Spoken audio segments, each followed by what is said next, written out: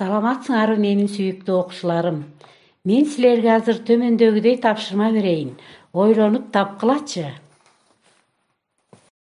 5 кесинди 10 чекитти ар бир кесиндиде 4төн чекит боло тургандай жайгаштыргыла.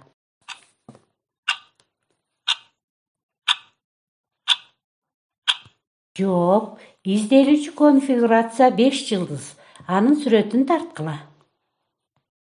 Бүгүнкү сабактын темасы комбинаториканын элементтери.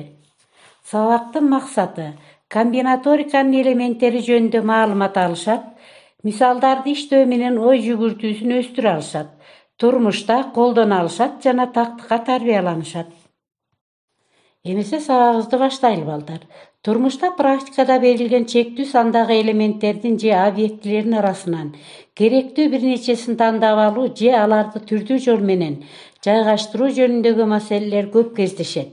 Мисалы, цирктин кассасына келген 10 киши канча түрдүү жол менен кезек күтүүлөрү мүмкүн? 8-класста 30 окуучу бар. Старостаны жана анын жардамчысын канча түрдүү жол менен шайласа болот? Мындай маселелер комбинаториканын маселелери деп аталат. Комбинаторика чектүү көптүктүн элементтерин жайгаштыруу жана тандоонун ар түрдүү жолдорун аныктайт жана окутат. Комбинатордук объектилердин ар түрдүү жайланыштарынын жөнөкөй мисалы орун алмаштыруу, топтоштуруу жана орундаштыруу болуп саналат.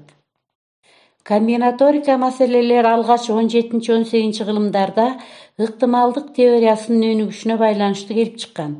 Комбинаторика маселелери жалаң гана математикада кездешпестен, химия, биология, лингвистикада да кездешет. Демек, комбинаторика эл чарбасынын маселелерин чечүүдө, информациялар технологиясында, ыктымалдык теорияларында жана башкаларда кеңири колдонулат. Бизге кандайдыр бир чектүү көптүк берилсин.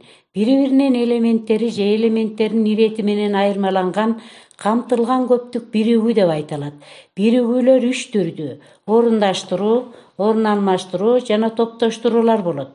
Орундаштыруу бири-биринен элементтери же элементтерин жайгашкан ирети боюнча айырмаланган берилген m элементтин n элементинен түзүлгөн биригүү m элементтен n боюнча орундаштыруу деп аталат.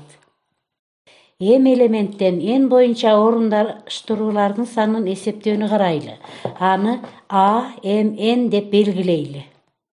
a m элементтен 1 боюнча орундаштыруунун саны mге барабар. a m элементтен 2 боюнча орундаштыруунун саны m көбөйтүлгөн m-1ге барабар. a m элементтен 3 боюнча орундаштыруунун саны m көбөйтүлгөн m-1 көбөйтүлгөн m-2ге барабар. Демек, m элементтен n боюнча орундаштыруунун саны m көбөйтүлгөн m-1 көбөйтүлгөн m-2 көбөйтүлгөн жана башка көбөйтүлгөн m-n-1 формуласы менен эсептелет. Бул теманы бышыктоо үчүн төмөнкү мисалды чыгаралы. Меймандар үчүн даярдалган столго 6 отурушка 4 конокту канча түрдүү жол менен отургузууга болот?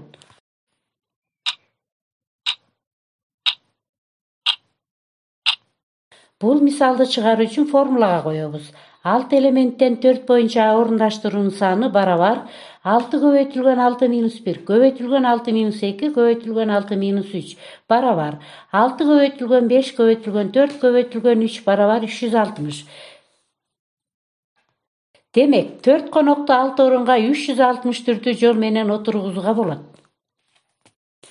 Балдар, үйгө тапшырма 168 беттеги 714 көнүгүүнүн экинчисин чыгаргыла. Саламатта калгыла балдар. Көңүл бурганыңыздарга чоң рахмат.